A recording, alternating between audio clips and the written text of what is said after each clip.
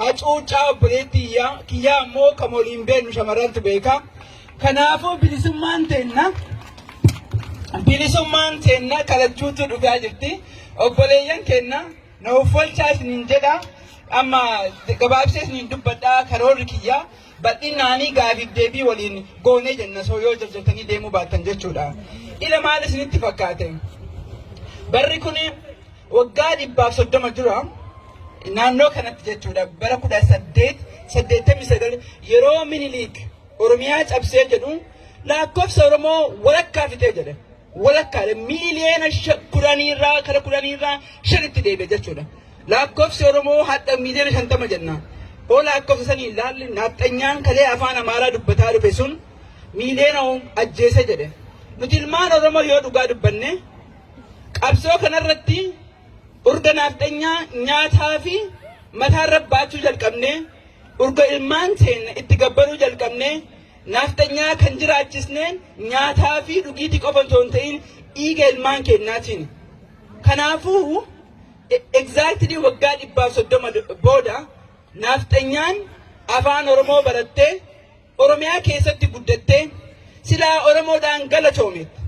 Itoophiyaan jedhamtunu empire Itoophiyaa tuni yoo dhugaan dubbanne naannoo Amaaraa keessa hin jirtu. Naannoo Tigree keessa hin jirtu. Oromiyaa keessa jirti. Galatoom jechuu wallaalanii xinfanyaan hin jedhan. Xinfanyaan dhugaa kun waan warra faranjiidhaan jennu xinfanyaan dhugaa silaalaa jedheen isaanii biyya keenya keessa ta'anii qabeenya keenya nyaata afaan keenya baratuun waa guddaatti ta'a. Oromoodhaan galatoom jechuun waa guddaatti ta'a. Jawaari ergamtoota kakalee Tigreen akka walitti ergitu kakalee Tigreen garaftu baasee nama godhee qabsoo ilmaan Oromoo 5,000 olitti finnee biyyaa baanee qabsoo kabaranne yoo dhugaa siin turne jenne naannoo keenya naannoo Booranarraa naannoo Jiddugaleessaa irraa achi fagaatten qabsoo kana buukarraan dubbisne qabsoo kana akaakayyuu abaabayyuu fi akkooraan as jette gabbarree dadhabnee biyya saniin gurgurru obboleeyyan keenyan gurgurru hin biyyaa baanee rakkannee jennee as genna. Anu ammoo warra ala taa'ee jiraachuu wallaalee halkanii guyyaa hiriira baana. Ijoollee teenya biyya irratti deenne ka akka Yuusuf ka akka Ridwaan ijoollee teenya kan biyya kanatti jiruu Itoophiyaayyuu jiruu Oromiyaayyuu hin beekne Oromiyaa Itoophiyaa san jijjiira jedhanii deemanii galatoomaa jechuu dhiisanii ijoollee teenya ijoollee siyaatiin ijoollee dhala Oromoo mana hidhaa keessatti dararaa turan hin beektan.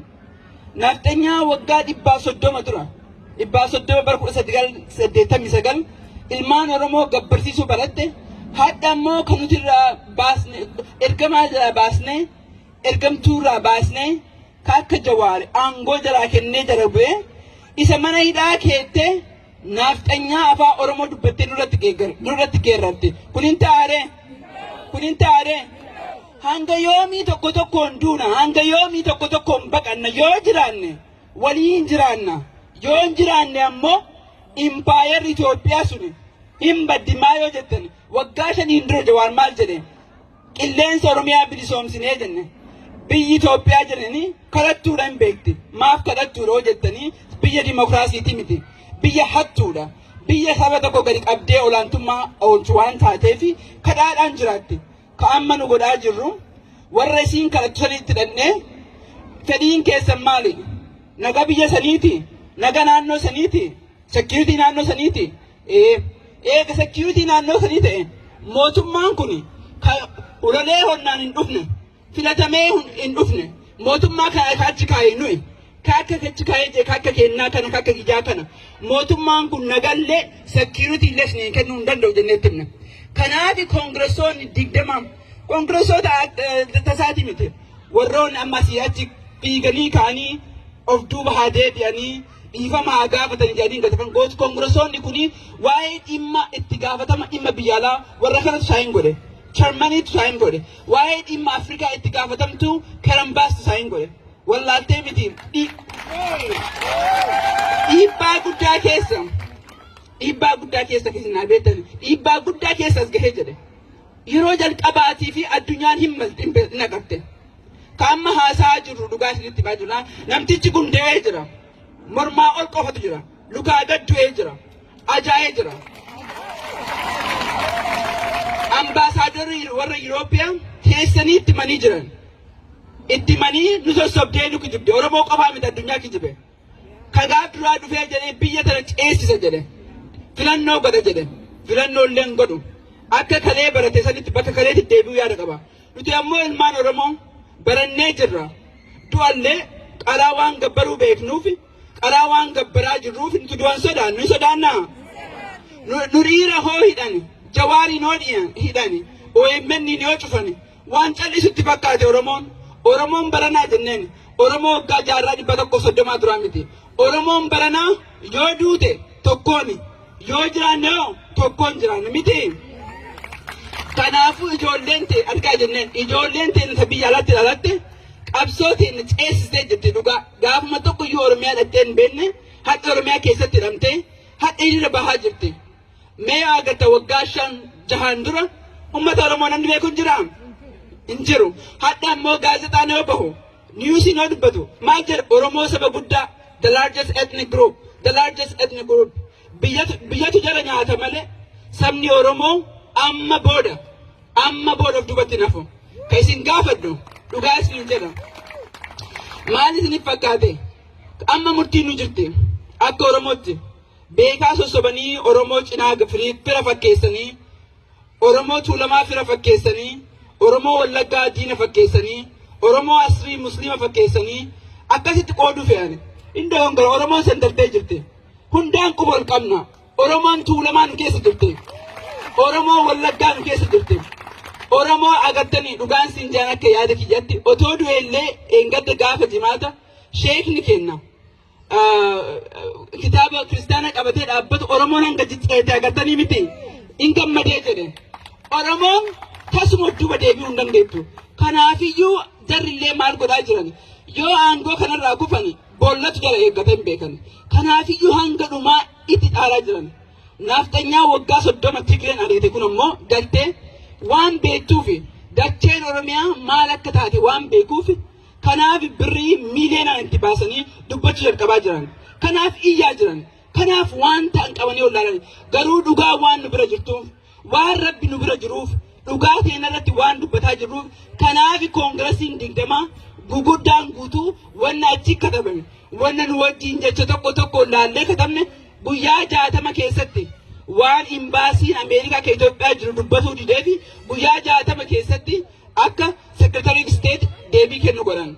Ko amma godhaa jirru kana gabaabinatti yeroollee waan gabaabsinaan jedhaniif duratti maal isiniif fakkaate? Waggaa tokkoon dura nama gurraacha Black Lives Matter yoo jedhani domestic terrorist jedhan miti. Waggaa tokkoon dura yoo argitanii baraan ammoo laaltanii agartanii namni marti Black Lives Matter jedha. Saayiniin marti Black Lives Matter jedha. Ummanni kun waggaa kalee terroristii turani. Har'a ammoo nama gaariidha jedha. Maaliif gargar godhe? Warri kun waggaa 400 biyya kanatti gabroome. Gargar warra kana maaltu godhe? Waa tokko qofa. Miidiyaadha. Ilmi namaa yoo miidiyaan attention itti godhe duuti teessaniin beekamti.